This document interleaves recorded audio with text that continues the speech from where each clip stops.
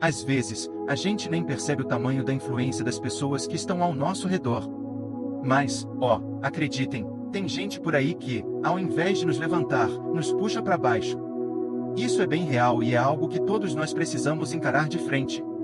Hoje, vamos entrar fundo num assunto que é importante, mas que a gente costuma deixar passar batido na nossa caminhada com Cristo. Vou falar sobre os tipos de pessoas que Deus nos diz para ficarmos espertos e tomar cuidado. Também vou fazer uma oração poderosa com vocês, em nome de Jesus.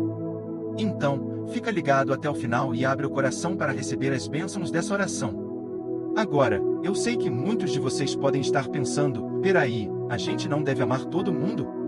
Não é meio errado evitar certas pessoas? Olha, é verdade que Jesus nos manda amar o próximo como a gente ama a gente mesmo, mas a Bíblia também nos dá umas dicas de como a gente deve ser esperto nas nossas relações, com a ajuda do Espírito Santo. Dá uma olhada em Provérbios 13h20, que diz mais ou menos assim: quem anda com gente sábia, fica mais esperto, mas quem fica perto de gente que não tem juízo, acaba se ferrando. Relações não são só laços sociais ou conversas de boa, elas têm um impacto profundo na nossa vida. Podem ser uma ponte para o crescimento espiritual e uma vida cheia de coisas boas ou um túnel que leva a problemas e escuridão espiritual. Agora, vamos ver os tipos de pessoas que a gente deve tomar cuidado, de acordo com o que Deus nos fala. O fofoqueiro, esse é o tipo de pessoa que adora espalhar fofoca, geralmente causando confusão e brigas. As palavras dele são como fogo, se espalham rápido e causam divisão. A Bíblia já falou disso em Provérbios 16h28, que diz mais ou menos assim: quem fala mal dos outros espalha boatos, só causa confusão e separa amigos.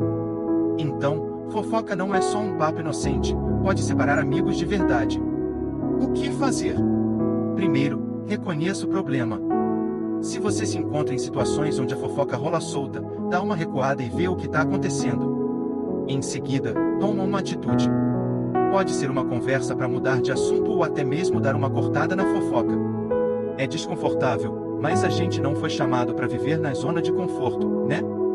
O falso mestre, esse é o tipo de pessoa que engana e distorce a verdade, muitas vezes de um jeito que parece verdade, mas no fundo, está indo na direção errada. Como diz 2 Pedro 2h01, assim como no passado teve gente que enganou o povo, hoje também vai ter gente ensinando coisas erradas e mentiras que destroem a fé. Então, a gente tem que ficar ligado e medir as coisas com a régua da Bíblia. O que fazer? Primeiro, conhece bem a Bíblia. Segundo, pede ajuda para o Espírito Santo para saber o que é verdade.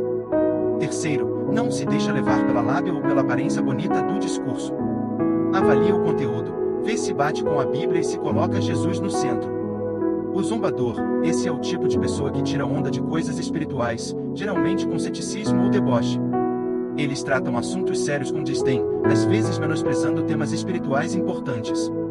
É como Provérbios 9h08 fala: não corrija o zombador, senão ele vai te odiar, corrija o sábio e ele vai te amar. Zombadores geralmente não querem ter uma conversa séria, só querem tirar onda da nossa fé. O que fazer? Primeiro, identifica quem são os zombadores na sua vida. Segundo, mantém os limites e o respeito, mas não entra na onda deles. Mantenha uma postura de amor e ora por eles, mesmo que eles zombem do que é sagrado para você. O tentador, essa é a pessoa ou a situação que te puxa para fazer coisa errada ou te afasta da fidelidade a Deus. As tentações nem sempre são óbvias, muitas vezes, vêm disfarçadas de prazer momentâneo ou alívio, mas no final te afastam do caminho certo.